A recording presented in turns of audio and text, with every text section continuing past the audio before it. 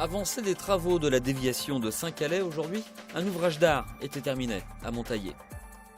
L'espace culturel des Quinconces a suscité la curiosité des Manceaux. 13 400 visiteurs sont venus aux portes ouvertes ce week-end. Et puis on reviendra sur les principaux événements sportifs de ces 2 jours. Pour Saint-Calais, c'est l'espoir du retour au calme qui s'élève au fond de cette vallée. Un espoir de 730 mètres cubes de béton, 35 mètres de long et 8,50 mètres de largeur. L'ouvrage d'art tout juste terminé accueillera la future déviation.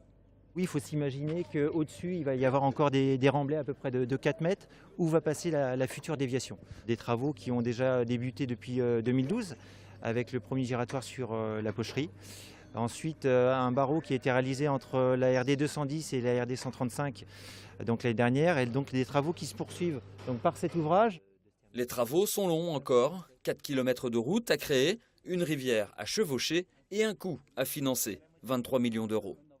On a à peu près 1500 poids lourds chaque jour qui traversent la ville de Saint-Calais sur un trafic journalier de 6000 véhicules à peu près. Donc c'est d'abord la réponse à un problème routier, également qui s'est illustré avec des accidents, dont certains mortels.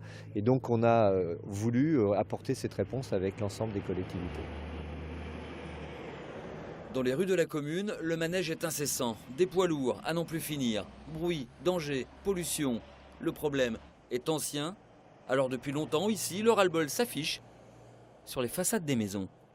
L'axe Le Mans-Orléans, donc malheureusement, on passe en plein centre de Saint-Calais, il faut bien le dire. Donc, puis le trafic routier ayant augmenté d'une façon démesurée, on peut ainsi dire. Donc, la structure des routes n'est plus adaptée à tout ce transfert aujourd'hui.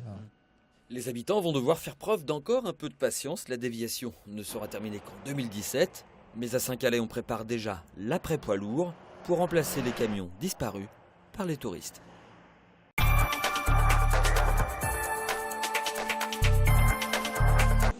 Du nouveau sur la liste des engagés au 24 heures auto 2014. L'arbre compétition entre dans la course. Jusque-là suppléante, l'écurie fait partie des bénéficiaires des nombreux forfaits qui se sont succédés. Le team sera d'abord présent au départ de la journée test le 1er juin prochain avec comme pilote Jacques Nicolet, le président d'Ocracing. A noter qu'il ne reste plus de suppléants sur la liste des inscrits.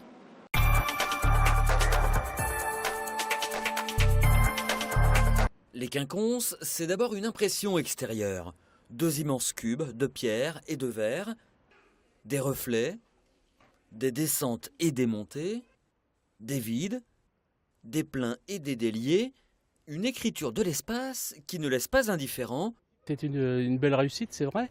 On a l'impression quand même que tout est anguleux, vous voyez. Il n'y a pas beaucoup d'arrondis, hein. C'est moderne, c'est vrai. L'œil de certains doit encore s'habituer à la rouille comme choix esthétique, mais l'ensemble emporte la majorité des suffrages. L'ensemble, je le trouve joli, très, très agréable, harmonieux. Moi, ce que j'aime, c'est qu'à chaque fois, vous allez quelque part, vous avez une vue sur la verdure. Et ça, je trouve ça très agréable. À l'intérieur, découverte pour la première fois de la grande salle. Le public inaugure les 832 places, le temps d'un film sur les coulisses du théâtre. 6 minutes, c'est court pour tester le confort de l'assise, suffisant pour donner l'envie d'y revenir. C'est formidable, c'est vrai que quand on découvre un nouvel édifice comme ça, on est toujours surpris. Et quand ça n'a pas servi, c'est encore tout brillant, hein. C'est vrai que c'est formidable. Quelques minutes plus tôt, les officiels inauguraient les Quinconces. Satisfaction générale. Ça libère quelque chose, ça libère une énergie à l'intérieur qu'on contenait, qu'on retient, le temps passe.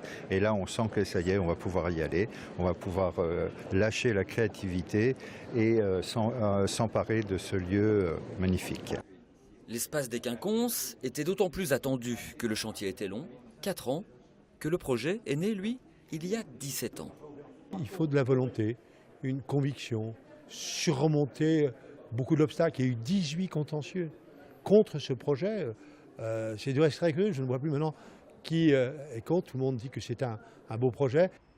Un bel équipement qui accueillera sa première représentation, Alibaba de Macha Makayev, le 13 mai prochain.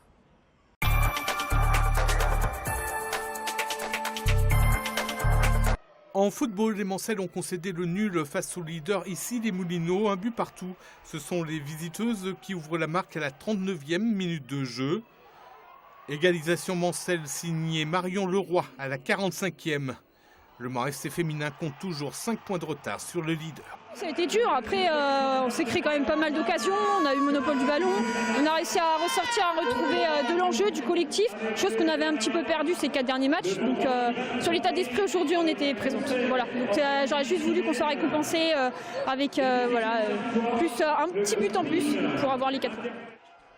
En basket, le MSB a souffert face à Roanne qui jouait sa survie en Pro A, mais les Manceaux ont fini par s'imposer 74-66. Une victoire qui permet au MSB d'être assuré de finir la saison régulière dans le top 4. Une place qui donnera donc aux coéquipiers de Doshenwood l'avantage du terrain lors des quarts de finale des playoffs. Beau succès pour le gala de boxe taille organisé ce samedi soir par l'ASL. Anthony Lebouleux, champion de France en classe B il y a 15 jours, disputait son premier combat en classe A. Le Manceau s'est imposé de belle manière.